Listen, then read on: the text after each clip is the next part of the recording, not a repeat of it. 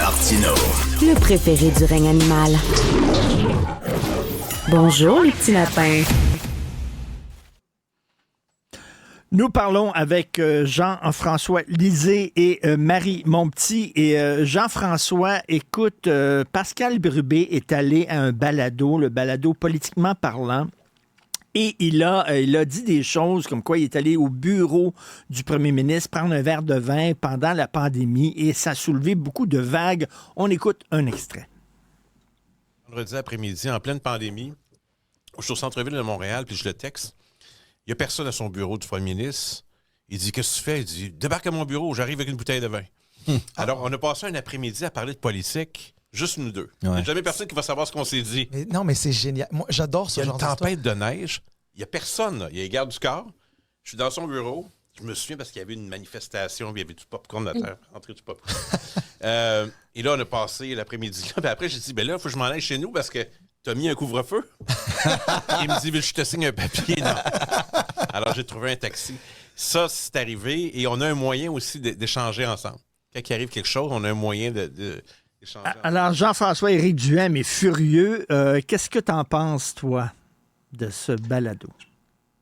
Je pense qu'Éric Duhaime devrait essayer d'éviter de se ridiculiser parce que même pendant la pandémie, il était possible d'être 2 personnes dans un bureau en train de boire du vin un vendredi après-midi.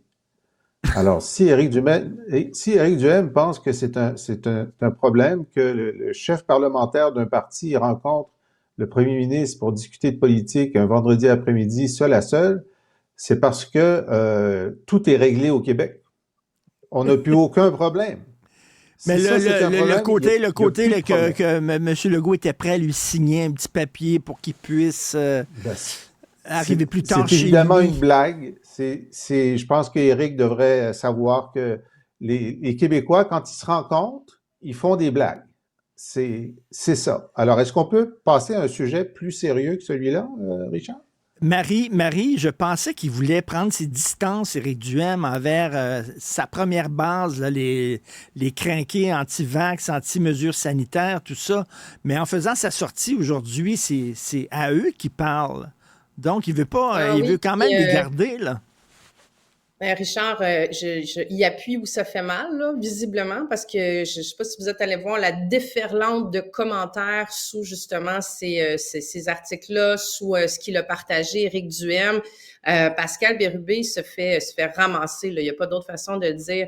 Puis, il y a beaucoup de choses là-dedans. Moi, j'ai aucun doute sur le fait que ni François Legault, ni Pascal Bérubé, dans cet événement-là, effectivement, ont contrevenu à quoi que ce soit. Comme Jean-François dit, tu pouvais bien te rencontrer. Le couvre-feu, je suis pas sûre que le premier ministre avait la capacité de signer ces lettres-là. Comme député, à l'époque, ça avait même été compliqué. C'était l'Assemblée nationale qui avait fini par nous en signer. Si jamais on avait un enjeu dans le bureau de comté, il fallait qu'on y aille d'urgence, aider des citoyens. Donc, on avait ce genre de papier-là. Pascal en avait probablement déjà un parce qu'on en avait tous, tu sais. Donc, il devait pas faire exception. Donc, je pense que c'est un petit peu une blague ce qu'il disait. Mais je pense qu'il a manqué quand même peut-être une belle occasion de se taire sur cet événement-là parce que il y a beaucoup de gens qui sont très traumatisés, là, de ces 5 mois de couvre-feu qu'on a eu au début de l'année 2022. Il y a des gens, tu sais, je veux dire, je regardais les commentaires des gens qui disaient, moi, ma grand-mère est morte dans un CHSLD, j'ai pas pu aller la voir, mes enfants sont encore dérotés. Je veux dire, il y a des gros traumatismes par rapport à ça. Puis je pense que la réaction, elle se fait beaucoup sur le manque de sensibilité, de rigoler un peu en disant, je prenais du vin dans un bureau pendant la pandémie, puis pendant le couvre-feu. Tu sais, c'est ça qui fait réagir. Une fois qu'on a dit ça, est-ce que c'est habile de la part d'Éric Duhaime? Là, tu sais, c'est un peu alimenter une controverse qui n'en est pas une, là. Jean-François, s'il y a des commentaires justement de gens qui sont fâchés, effectivement, là, c'était pas drôle la pandémie, puis c'était même des fois grave. Et là, de voir que le député péquiste et le premier ministre sont ensemble, chumé, en train de prendre un verre de vin, est-ce que c'est pas ça un peu qui choque certaines personnes? Ouais, Éric Duhaime parle à sa base qui sont choqués de voir quelqu'un qui prend un vaccin contre la rougeole. Tu sais, je veux dire, si tu veux choquer cette base-là, n'importe quoi va la choquer. Alors, non, moi, je trouve que c'est vraiment Éric que j'aime bien par ailleurs. Là, franchement, je trouve que c'est ridicule. Je veux dire, tous les Québécois ont rencontré quelqu'un pendant la pandémie, puis ont bu du vin avec. Je veux dire, c'est ridicule. Moi, je trouve ça ridicule. Voilà, tout simplement. Ben oui, La et seule comme tu chose dis, qui et est comme tu dis, intéressante si c'est là-dedans, ça le c'est gros de problème savoir que des adversaires politiques soient capables de se rencontrer, puis de jaser, puis de parler politique. Ça, c'est une bonne nouvelle. Voilà. Et comme dit Jean-François, si c'est ça le gros problème au Québec, je pense que ça va assez bien quand même dans la province. Valérie Plante qui a fait un sondage pour tester son degré de popularité si jamais elle se présentait contre Pablo Rodriguez, contre un tel, contre un Michel Blanc, etc. Qu'est-ce que tu en penses?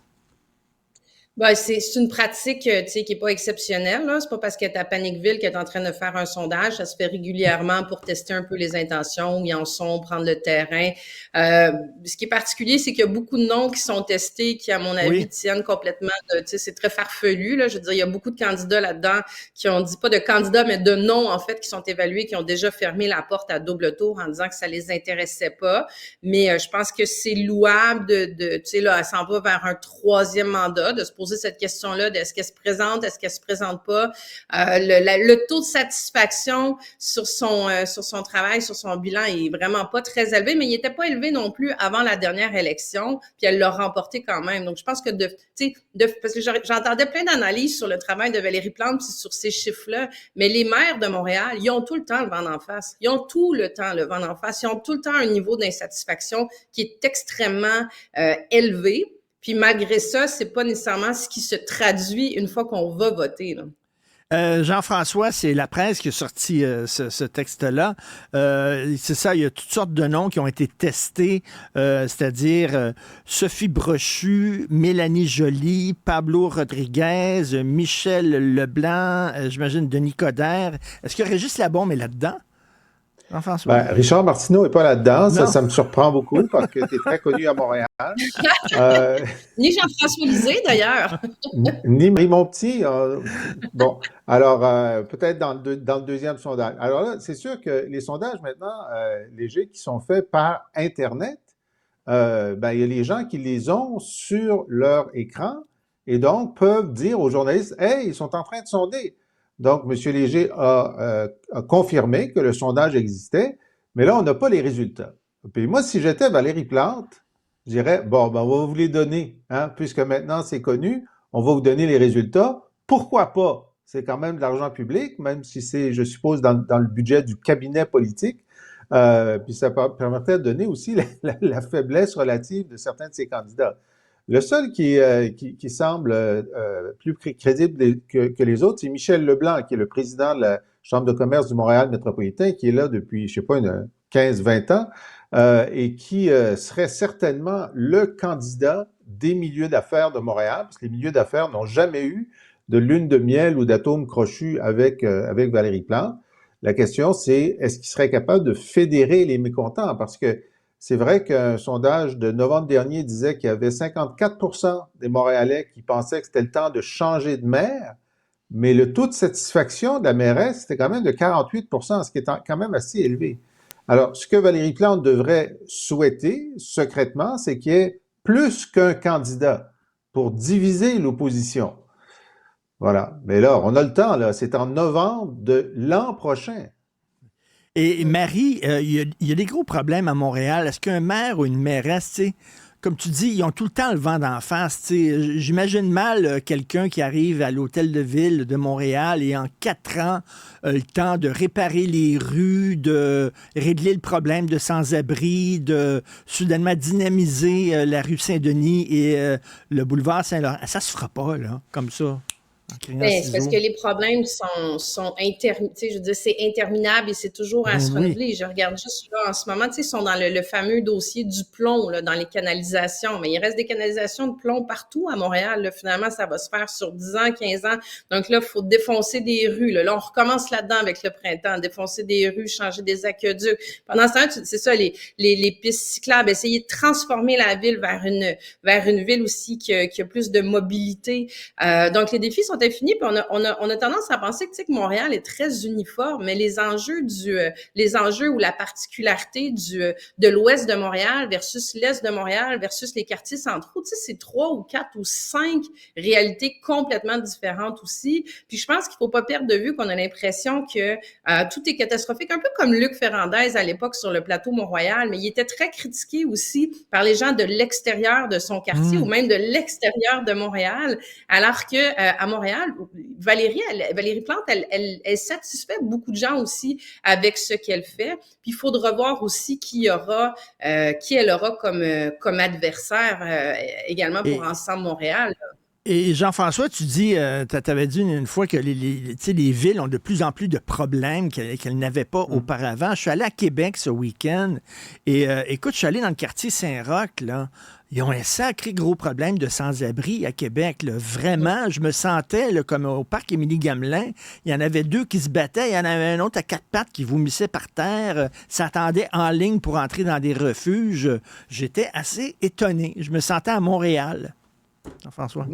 Eh bien, on fait ça pour que tu te sentes bien, même à l'extérieur. Mais c'est vrai, dans des villes moyennes, maintenant à Shawinigan, dans des villes moyennes du Québec, qui connaissaient très, très peu d'itinérance, maintenant, il y en a. Ça, c'est la conséquence de toute la filière logement qui finalement pousse les gens à la rue.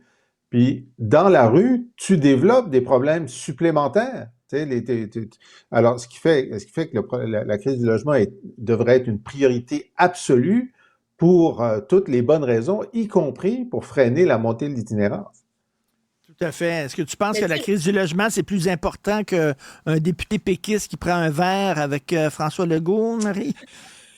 Non, mais tu sais, on soulignait là, qu'il y a vraiment une crise. Il y a une crise au niveau de la démocratie municipale de façon générale. Tu sais, tu as 10% des élus qui ont été élus à la dernière élection qui ont démissionné. Oui, il y a toute la question là, du harcèlement, de l'intimidation des médias sociaux, mais ce qui souligne à chaque fois aussi, c'est la complexité de la tâche qu'ils ont. Là, tu sais, puis ça augmente de fois en fois, justement. Tu sais, tu arrives là comme maire, tu te dis, ou comme mairesse, ou comme conseiller, puis tu te dis, hey, je vais régler les problèmes. Puis tu te rends compte que tu as un budget qui est bien limité, tu te rends compte que tu n'as pas tant de personnel que ça, ton cabinet, ton attaché de presse, tu as 3 personnes autour de toi, on te demande de régler la crise du logement, on te demande toute la question de l'adaptation au changement climatique, les feux, la grêle, écoute, name it, il y en a tellement, tu sais.